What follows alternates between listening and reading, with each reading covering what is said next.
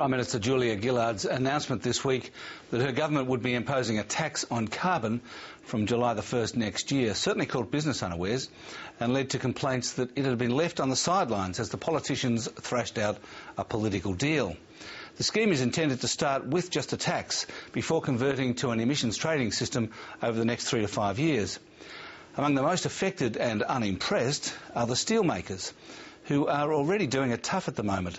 Here's BlueScope Steel CEO Paul O'Malley. Paul O'Malley, when you announced a $46 million first half loss this week, you said to the analysts that being a steelmaker in Australia at the moment is a tough gig. Does a carbon tax make it an impossible gig? It makes it an even tougher gig. I think in manufacturing in Australia, with a high Aussie dollar, parts of the economy in recession, so low demand, and steelmaking being difficult, more costs being thrown at us by the government just really do put a bit more pressure on the business than we'd like to have. So we don't have a commitment to carbon neutrality. You mean in Australia or the world? Oh, in Australia. I think to really reduce greenhouse gas emissions, we have to reduce global emissions.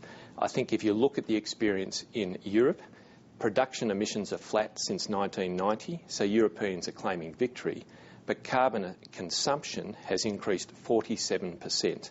So there's been a hollowing out of manufacturing in Europe and a moving or a hiding of that carbon overseas. I think if the same program is put in place in Australia, effectively you're assuming that policy is that they don't want manufacturing in Australia. Well, I was going to ask you, do you actually think something needs to be done about greenhouse gas? Oh, absolutely.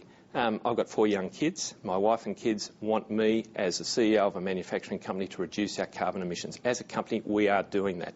But to make steel, you cannot make steel through the blast furnace technology without emitting carbon, whether it's made in Australia, whether it's made in Korea, Taiwan, China or Japan. Those producers send steel to Australia and compete with us. They are emitting carbon, and on average, we're more efficient in producing steel with less carbon than those companies that import into Australia.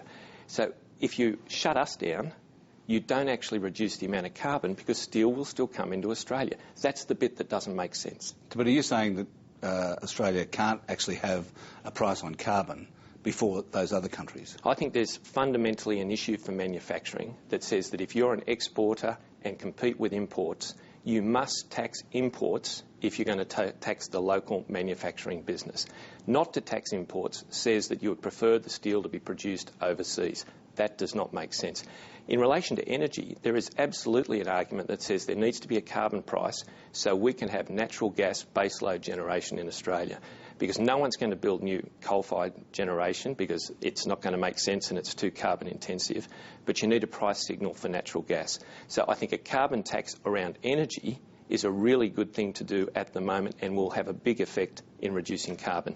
Taxing steel simply to move it offshore will actually increase global carbon emissions. That doesn't make sense. Yeah, but the problem is that the growth in carbon emissions is now transferring to resource industries, resource extraction industries, coal and natural gas, LNG.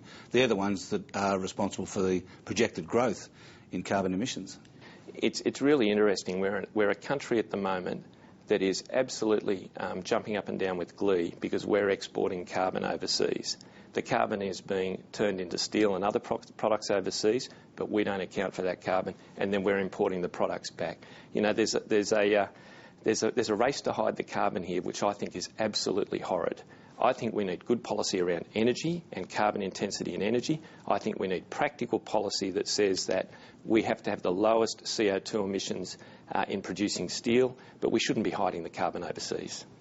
Thanks for joining us, Paul O'Malley. Thanks very much, Alan.